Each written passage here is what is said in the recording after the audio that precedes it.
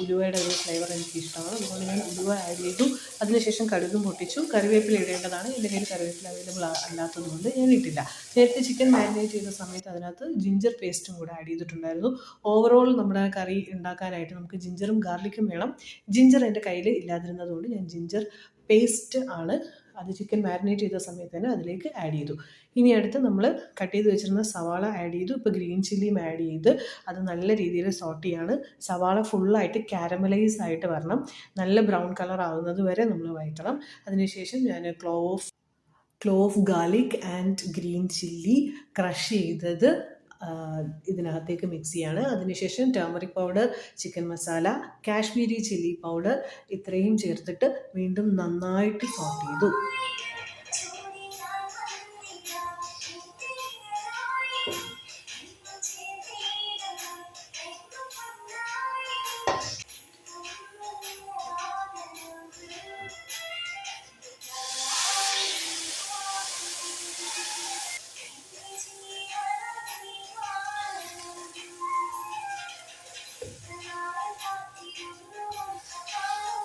Cooking ബോറാവാണ്ടിരിക്കാൻ പശ്ചാത്തലത്തിൽ ഇപ്പോൾ മ്യൂസിക്കാണ് ഇട്ടേക്കുന്നത്, ഒരു പാട്ടാണ് ഇട്ടേക്കുന്നത്. ഞാൻ പാട്ടും കേട്ട് കുക്ക് ചെയ്യുന്നതാണ് നിങ്ങളീ കണ്ടത്. ഞാൻ വെള്ളം അതിനകത്തേക്ക് ആഡ് ചെയ്തു.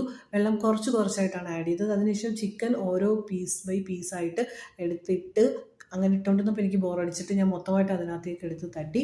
ഇതിലേറ്റവും പ്രധാനമായിട്ട് ശ്രദ്ധിക്കേണ്ട കാര്യം, ഇതിലേക്ക് മസാലയിലേക്ക് വെള്ളം ഒഴിക്കുമ്പോൾ ഹോൾ വാട്ടർ മൊത്തം അതിനകത്തേക്ക് ഒരുമിച്ച് ഒഴിക്കരുത്. കുറച്ചായിട്ട് ഒഴിച്ച് അതിങ്ങനെ കുറുകിച്ച് എടുക്കേണ്ടതാണ്.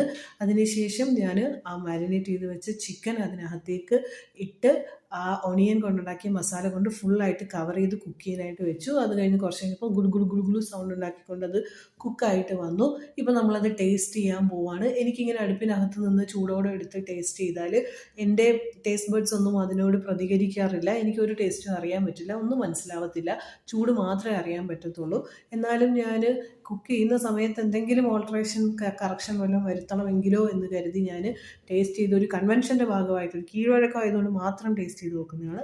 അപ്പോൾ ഞാൻ ഈ ചിക്കൻ കറി ശരിക്കും ടേസ്റ്റ് ചെയ്യാൻ വേണ്ടിയിട്ട് അത് ദോശ ഉണ്ടാക്കി ദോശയുടെ കൂടെ ടേസ്റ്റ് ചെയ്ത് നോക്കുകയാണ്. ഇപ്പോൾ കറി കുറച്ച് തണുക്കുകയൊക്കെ ചെയ്ത് അത് നല്ല ഫുൾ സെറ്റായി കഴിക്കാൻ പാകമായിട്ടുണ്ട്. അപ്പോൾ ഞാനത് കഴിക്കാൻ പോവുകയാണ്. സൂപ്പർ ടേസ്റ്റ് ആയിരുന്നു. CID മൂസ മൂവിയിൽ ക്യാപ്റ്റൻ രാജു പറയുന്നത് പോലെ, എൻ്റെ വണ്ടി തള്ളാൻ വേറൊരു തെണ്ടിയുടെ ആവശ്യമില്ല എന്ന് പറയുന്നത് പോലെ, എൻ്റെ ഫുഡ് കഴിച്ചിട്ട് അടിപൊളിയാണെന്ന് പറയാൻ എനിക്ക് വേറൊരാളുടെ ആവശ്യമില്ല. ഭയങ്കര സൂപ്പർ